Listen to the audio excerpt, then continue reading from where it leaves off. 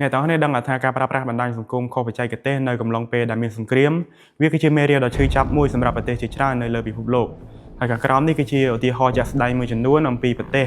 ដែលធ្លាប់បានរងគ្រោះដោយសារការធ្វេសប្រហែសនៅលើបណ្ដាញសង្គមទី1គឺប្រទេសអ៊ុយក្រែនគឺជាករណីបែកធ្លាយទីតាំងទ័ពការពីដើមសង្គ្រាមជាមួយរុស្ស៊ីហ្នឹងគឺមានករណីទាហាននិងជនស៊ីវិលអ៊ុយក្រែនមួយចំនួនគឺបាន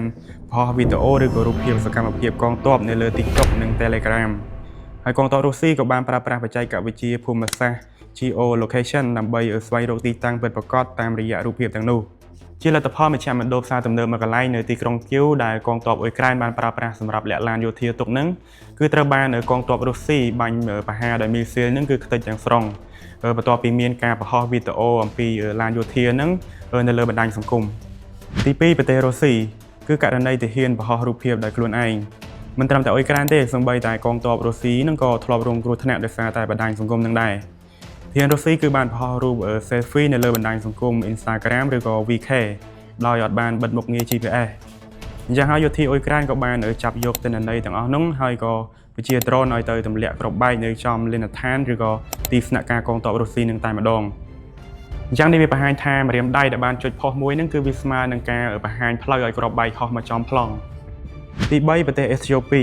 គឺករណីប្រឆេះកំផឹងនិងសង្គ្រាមស៊ីវិលនៅតំបន់ទីក្រេនៅកាលពីឆ្នាំ2020ដល់ឆ្នាំ2022ហ្នឹងមិនត្រឹមតែជាការប្រយុទ្ធគ្នាតាមរយៈកងកម្លាំងយោធានោះទេប៉ុន្តែវាគឺជាសង្គ្រាមព័ត៌មានដ៏សាហាវបំផុតមួយក្នុងចំនួននៅតំបន់ទីក្រេក្នុងប្រទេសអេត្យូពីនៅពេលនោះគឺគេប្រើបណ្ដាញសង្គមធំៗដូចជា Facebook, Twitter ដើម្បីធ្វើជាអាវុធយុទ្ធសាស្ត្រការចែកចាយព័ត៌មានមិនពិតឬក៏ fake news និងការជេរប្រមាថជាតិសាសន៍គឺបានធ្វើឲ្យចំនួនកាន់តែរីកធំឡើងហើយវាបង្កឲ្យមានការសម្លាប់រង្គាលរវាងប្រជាជននិងប្រជាជនគឺព្រោះតែការជឿតាមព័ត៌មានដែលលាបពណ៌ដែលបានចែកចាយតាមបណ្ដាញសង្គមដោយគ្មានការត្រួតពិនិត្យពីក្រុមហ៊ុនមេតា